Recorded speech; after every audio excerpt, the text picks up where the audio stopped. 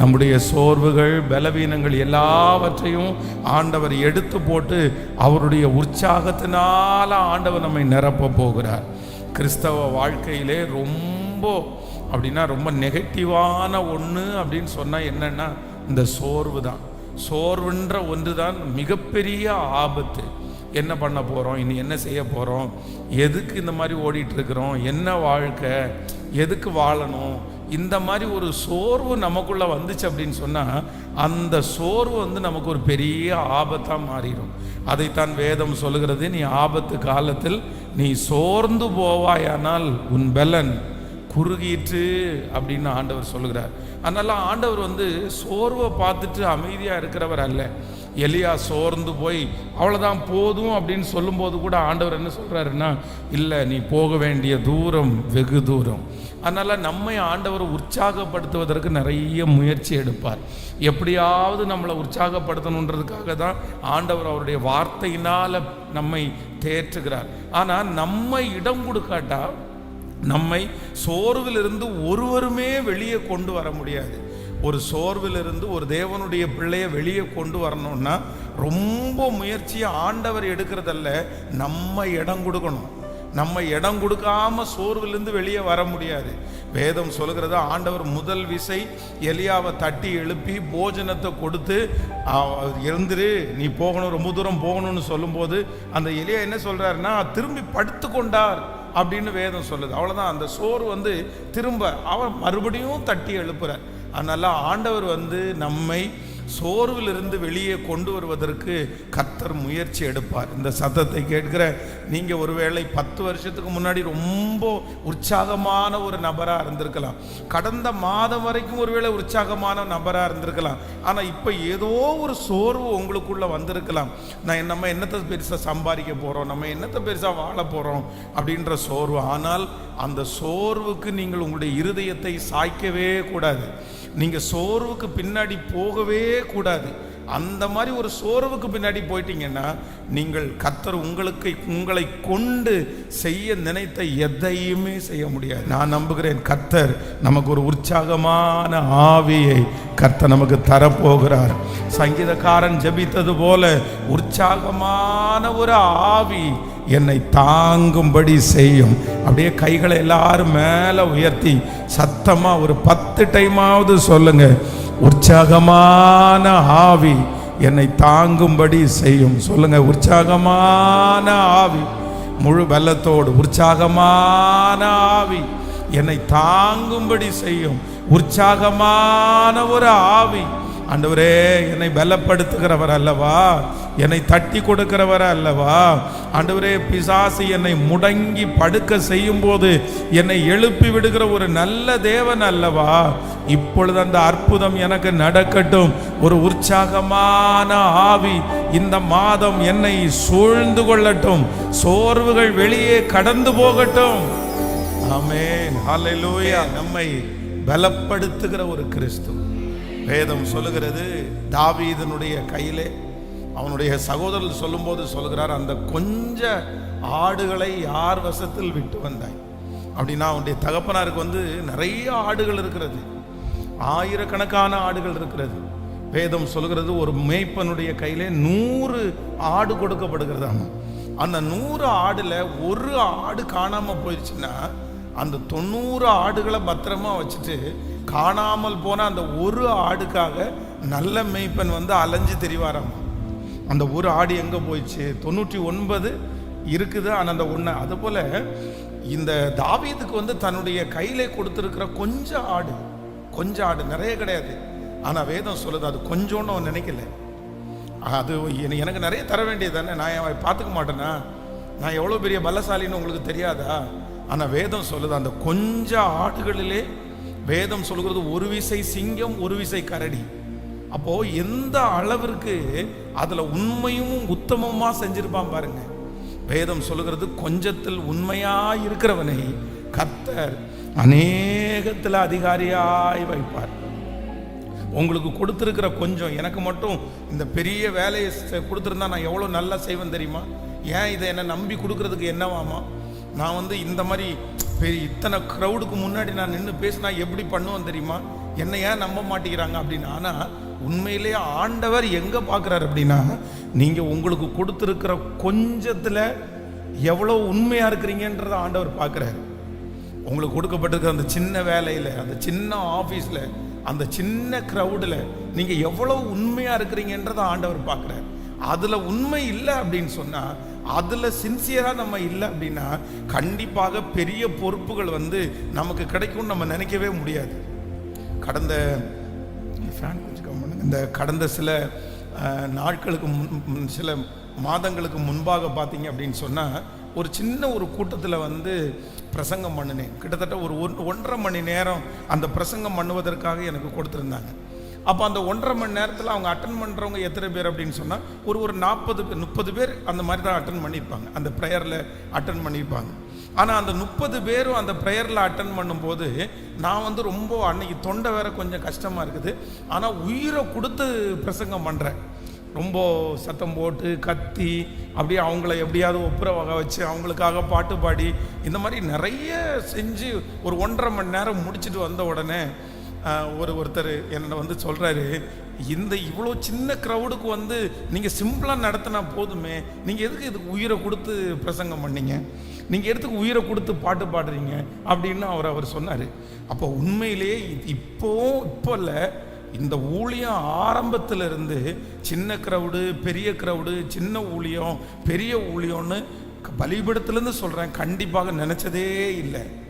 எப்படி நினச்சிருக்கோம் அப்படின்னா, அந்த ஒரு நபருக்காக ஆண்டவர் அவ்வளவு தூரம் டிராவல் பண்ணி போவாரே. ஆனால் அந்த ஒரு மனிதனுக்காக ஆண்டவர் அவ்வளவு சிரமம் எடுத்து கர்த்தர் செய்வாரே. ஆனால் நம்ம ஏன் செய்யக்கூடாது? அதனால ஆண்டவருடைய பிள்ளைகளை, நீங்கள் கொஞ்சத்தில் உண்மையாக இருங்க. அதை நீங்கள் அசால்ட்டாக நினைக்காதீங்க, அதை சின்னதாக நினைக்காதீங்க. நான் படித்த படிப்புக்கு இந்த பொறுப்பை எனக்கு கொடுக்குறாங்களே, நான் இருக்கிற பொசிஷனுக்கு இந்த மாதிரி எனக்கு தர்றாங்களே அப்படின்னு நீங்கள் ஒரு காலமும் அப்படி நினைக்காதீங்க, ஒரு காலமும் நினைக்காதீங்க. நான் நம்புகிறேன், ஆண்டவர் உங்களை நம்புறது எதில் தான் இருக்கும் அப்படின்னா, அந்த சின்ன பொறுப்பில் தான் ஆண்டவர் உங்களை பெரிய காரியத்திற்காக கர்த்தர் நம்புவார். ஆண்டவரை பொறுத்த அளவில் சில நேரத்தில் எடுத்த உடனே பெருசாக தூக்கி உங்கள் கையில் கொடுக்க மாட்டார். எப்படி தான் ஆண்டவர் வளர்த்துவார் அப்படின்னா, ஆண்டவர் நம்மை படிப்படியாய் வளர்த்துக்கிற கர்த்தர், படிப்படியாய் வளர்த்துக்கிற கர்த்தர். சிலரெல்லாம் அதிலெல்லாம் வரவே மாட்டாங்க. அவங்களுக்கு என்ன தெரியுமா, பெருசாக எல்லாரும் பார்க்குறது மாதிரி பெஸ்ட்டாக செய்கிற மாதிரி அந்த மாதிரி ஒன்று கொடுத்தா மட்டும்தான் அவங்க அவைலபிளாக இருப்பாங்க. மற்ற மாதிரி இதுக்கெல்லாம் அவங்க வரமாட்டாங்க. அது ரொம்ப தவறு. அப்படி நீங்கள் செஞ்சீங்க அப்படின்னு சொன்னால் ரொம்ப நாள் அது நீடிக்காது. உங்களுக்கு நிறைய நீங்கள் கற்றுக்கொள்ளவே முடியாது. அதனால் ஆண்டவர் நம்மளை வளர்த்தும் போதே எப்படி வளர்த்தணும் அப்படின்னா, கொஞ்சத்திலிருந்து வளர்த்துறது நமக்கு பெரிய ஆசீர்வாதம். எத்தனை பேர் ஆமோதிக்கிறீர்கள்? அதனால் இந்த ஜெபத்தில் இருக்கிற யாரோ ஒருத்தர் எனக்கு ரொம்ப கொஞ்சம் கொடுத்தாங்க, சிங்கத்தை கொல்லுகிற அளவுக்கு பலசாலி தாவீது. ஆனால் கிடைச்சது எவ்வளோ? அந்த கொஞ்ச ஆடுகள். கோலியாத்தை ஜெயிக்கிறதுக்கு நிற்கிறாரு. ஆனால் அவங்க அண்ணன்க எல்லாம் சொல்லும் போது என்ன சொல்றாங்கன்னா, அந்த கொஞ்ச ஆடுகளை யார் வசத்தில் விட்டாய்? அவனை சொல்லும் போதே என்ன அவனை குத்தி காமிக்கிறாங்க. என்ன குத்தி காமிக்கிறாங்க அப்படின்னா, நீ ஆஃப்டர் ஆல் கொஞ்சம் அத்தனை 1000 ஆடு இருக்கும்போது அப்பா கூட நம்பி உன் கையில் அத்தனை ஆடுகளை கொடுக்கல, எல்லா ஆடுகளையெல்லாம் நீ மேய்க்கல, கொஞ்சம் ஆடுகளை மேய்க்கிறாய் அப்படின்னு அவனை மட்டம் தட்டுறாங்க. ஆனால் அவனுக்குள்ள இருந்த திறமை ரொம்ப பெரிய திறமை. ஆனால் அந்த கொஞ்சத்திலே உண்மை உள்ளவனை நிச்சயம் கர்த்தர் அநேகத்தின் மேலே அதிகாரியாய் வைப்பார். ஹல்லேலூயா. அதுல உண்மையா இருங்க, அதுல சின்சியரா நீங்க செய்யுங்க.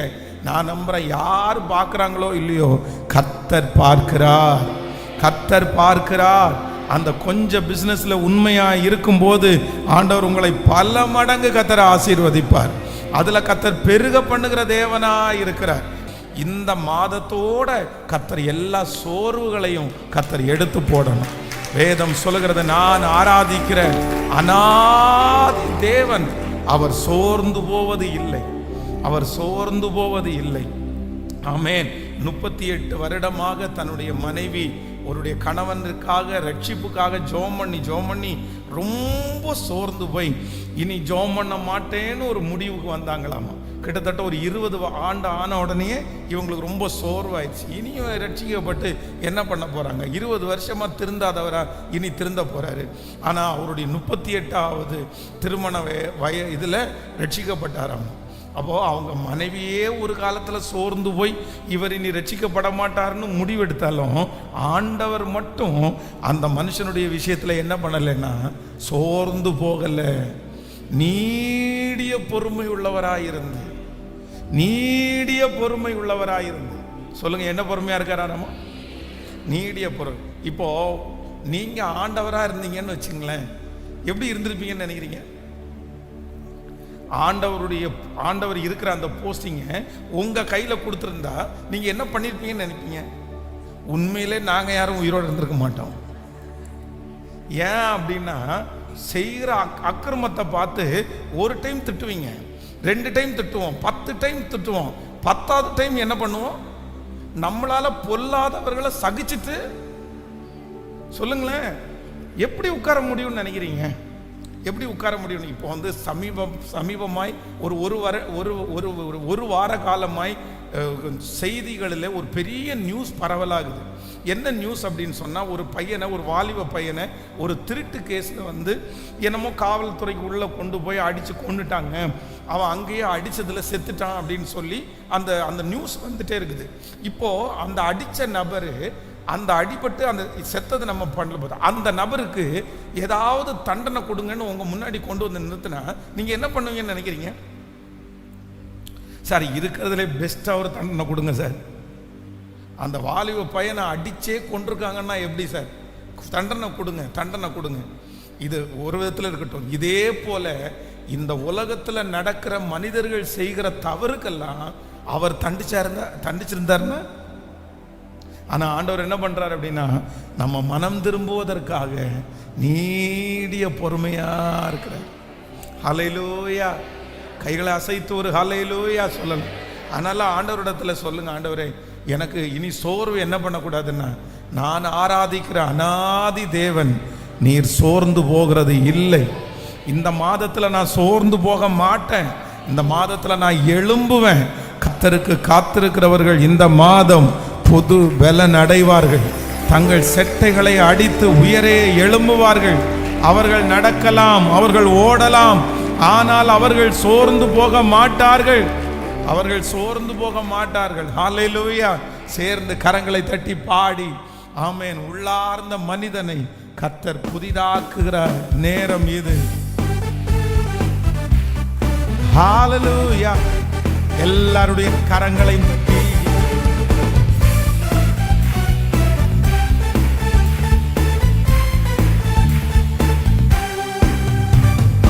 உள்ளார்ந்த மனிதன் நாளுக்கு நாள் புதிதாக்கப்படும் இந்த நேரம் இது.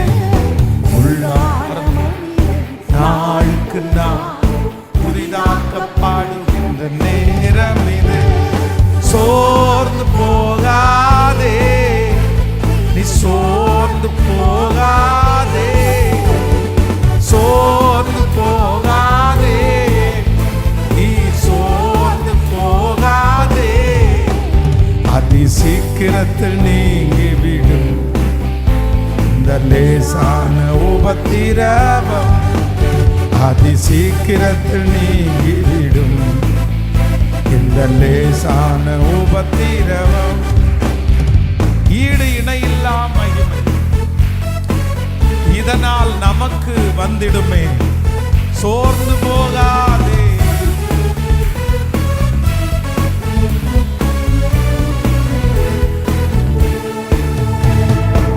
ஈடு இணையில்லா மகிமை இதனால் நமக்கு வந்திடுமே.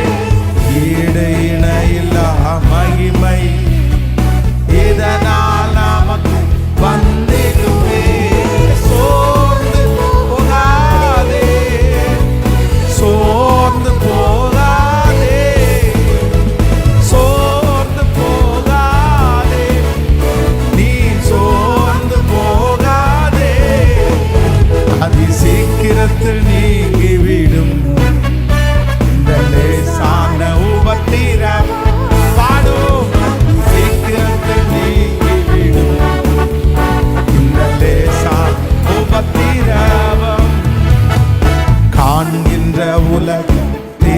தேடவில்லை, காணாத பரலோகம் நாடுகிறோம். காண்கின்ற உலகம் தேடவில்லை, காணாத பரலோகம் நாடுகிறோம். சோர்ந்து போகாதே, நீ சோர்ந்து சோர்ந்து போகாதே, நீ சோர்ந்து போகாதே. அதி சீக்கிரத்தில் நீங்கிவிடும்,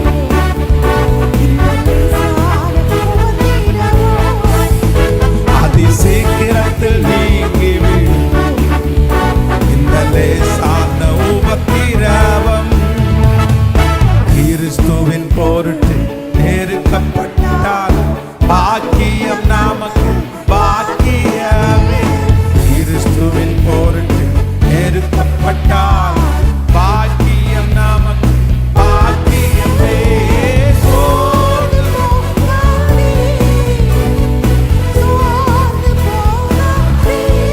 ஹalleluya, நீ சோர்ந்து போகாதே.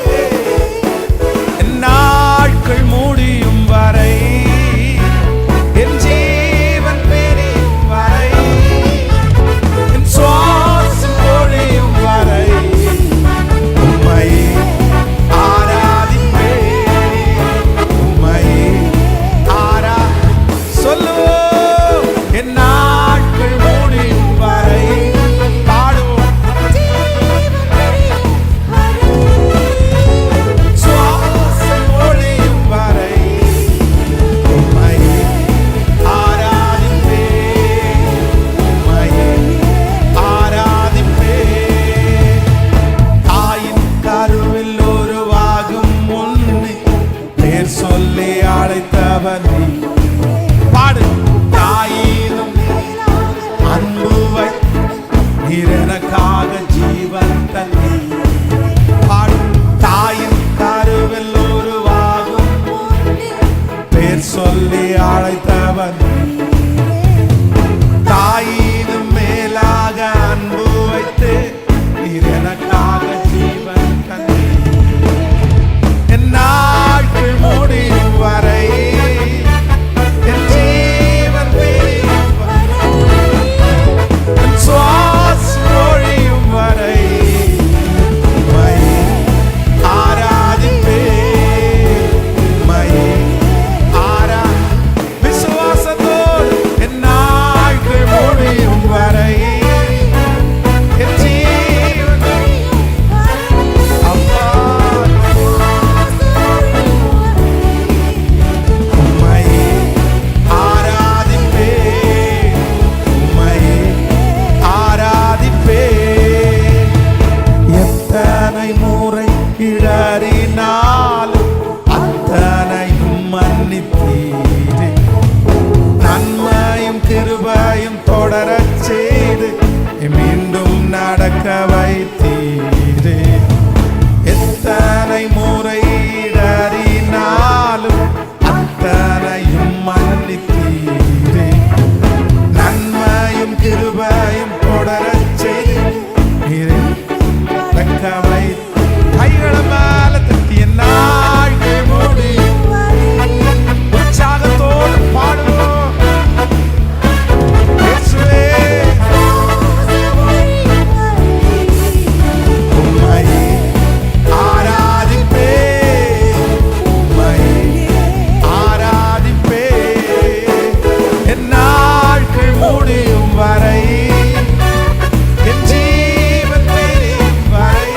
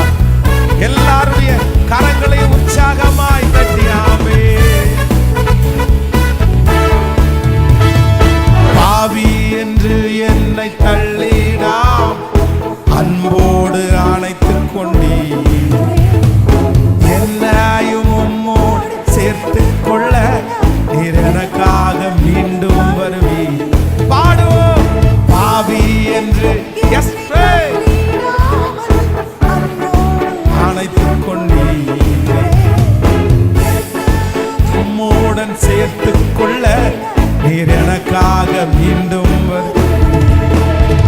என் நாட்கள் முடியும் வரை என் ஜீவன் என் சுவாசம் ஒழியும் வரை உம்மை ஆராதிப்பேன். உம்மை இத முழு மனசோடு சொல்லுங்க பார்க்கலாம். என் நாட்கள் முடியும் வரை என் ஜீவன் பிரியும் வரை என் சுவாசம் ஒழியும் வரை உம்மை ஆராதிப்பேன். உம்மை ஆராதிப்பேன். செத்து போனதா சாராளின் கற்பத்தை உயர்த்தியதே அவர் சொன்ன வார்த்தை. செத்து போனதா சாராளின் கற்பத்தை உயிர்ப்பித்ததே அவர் சொன்ன வார்த்தை. குறிப்பிட்ட காலத்திலே அவர் வார்த்தை நிறைவேறிட்டே. குறிப்பிட்ட காலத்திலே என் வாழ்வு நிறைவேறுமே. குறிப்பிட்ட காலத்திலே ஆமென். ஹalleluya. என் வாழ்வு நிறைவேறும். கைகளை மேல ஆமென் ஆமென். வாக்குத்தத்தங்கள் எல்லாம் ஆமென் ஆமென். இந்த மாதம் ஆமென் ஆமென் என்று அந்த வாக்குத்தத்தங்கள் எல்லாம் அப்படியே ஆமென் சொல்லுங்க. ஆமென். நடக்காத காரியங்கள் நடந்து முடிகிறதற்காக ஹalleluya.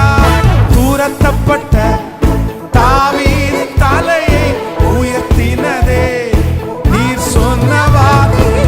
தூரத்தப்பட்ட தாவீதின் தலையை உயர்த்தினதே நீர் சொன்ன வார்த்தை.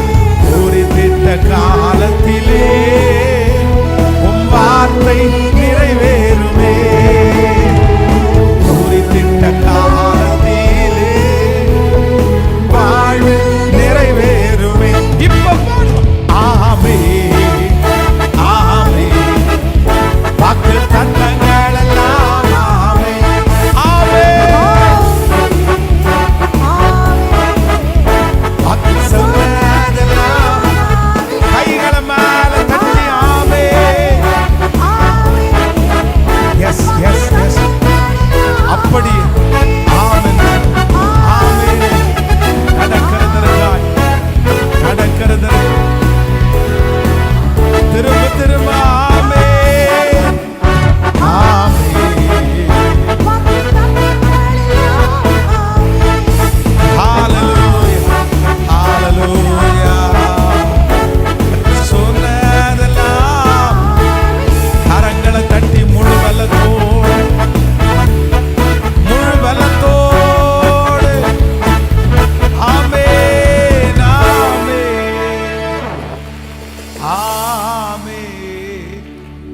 ஆமென்.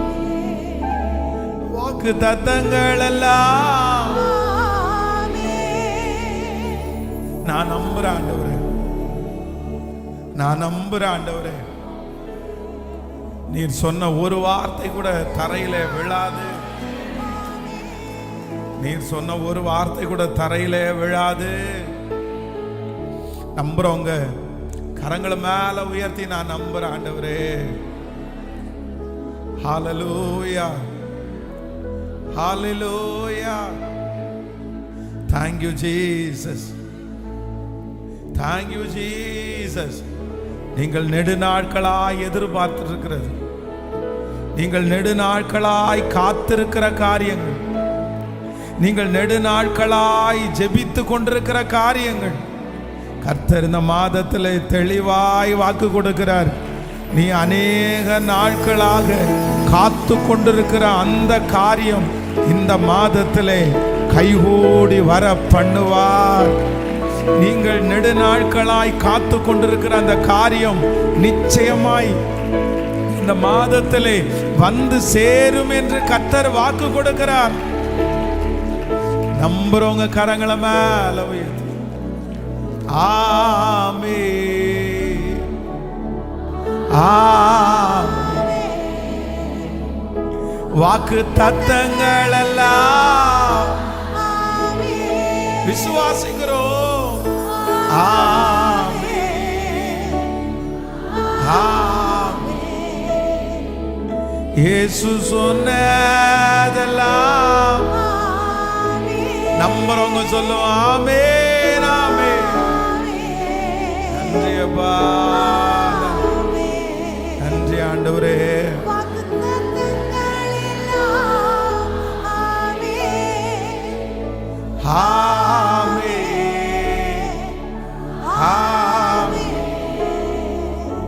தேவன் சொன்னதெல்லாம் கர்த்தராகிய ஆண்டவர் இந்த மாதம் நமக்கு கொடுத்த ஒரு நல்ல வாக்குத்தத்தம். அந்த தண்டை பின்தொடர், நீ சகலத்தையும் திருப்பி கொள்ளுவாய். நீ அந்த தண்டை பின்தொடர், நீ பின்தொடர். நீ சோர்ந்து போய் உட்கார வேண்டாம், நீ மனம் சலித்து உட்கார வேண்டாம், தோல்வியை பார்த்து துவண்டு போய் உட்கார வேண்டாம். கர்த்தர் வாக்கு கொடுக்கிறார், சுட்டரிக்கப்பட்டதை பார்த்து மனம் தளராதே. நீ அந்த தண்டை பின்தொடர், நீ சகலத்தையும் திருப்பி கொள்ளுவாய். நம்புறவங்க கரங்களை மேல தட்டி முழு பலத்தோடு கர்த்தரை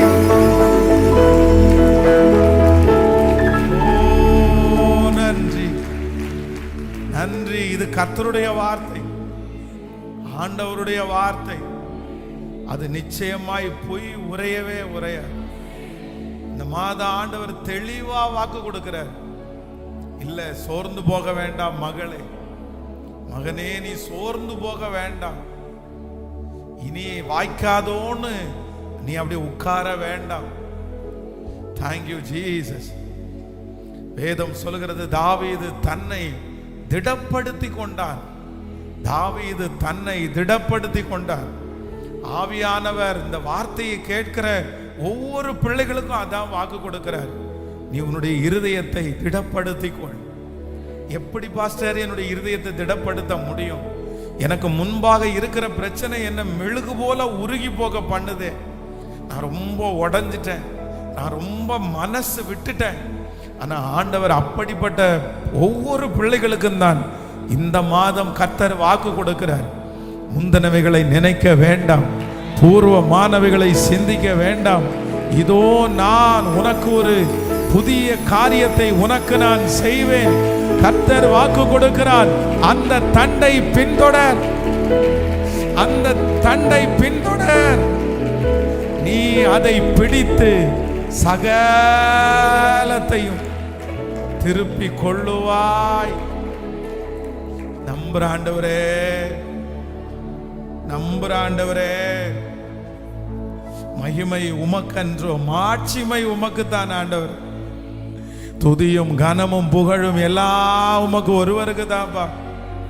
கைகளை உயர்த்தி முழு பலத்தோட நன்றி ஆண்டவரே. இதுவரையிலும் நடத்தினதற்காக நன்றி, இனிமேலும் நடத்த போகிறதற்காக நன்றி. Thank you Jesus, thank you Jesus. இந்த மாதத்தை உங்க கரத்துல கொடுக்கிற ஆண்டவர், இந்த மாதத்துல இருக்கிற நாட்களை உங்க கரத்துல கொடுக்கிற ஆண்டவர், மணி நேரங்களை உங்க கரத்துல கொடுக்கிற ஆண்டவர். இந்த மாதம் நீர் எங்களை நடத்தி கொண்டு வருகிற விதத்தை எதிரிகள் பார்த்து ஆச்சரியப்படட்டும், பொறாமைப்படுகிறவர்கள் பார்த்து ஆச்சரியப்படட்டும். அப்படி ஒரு வழி நடத்துதல். ஹல்லேலூயா. நீர் எங்களை நடத்துகிறீர் என்கிறத நாங்க உணர போகிறதற்காக நன்றி. உங்க பாதத்தை முத்தம் செய்கிறோம். எங்களை ஆச்சரியமாய் வழி நடத்தும். இயேசுவின் மூலம் ஜெபம் எடுக்கிறோம் நல்ல பிதாவே, ஆமென்.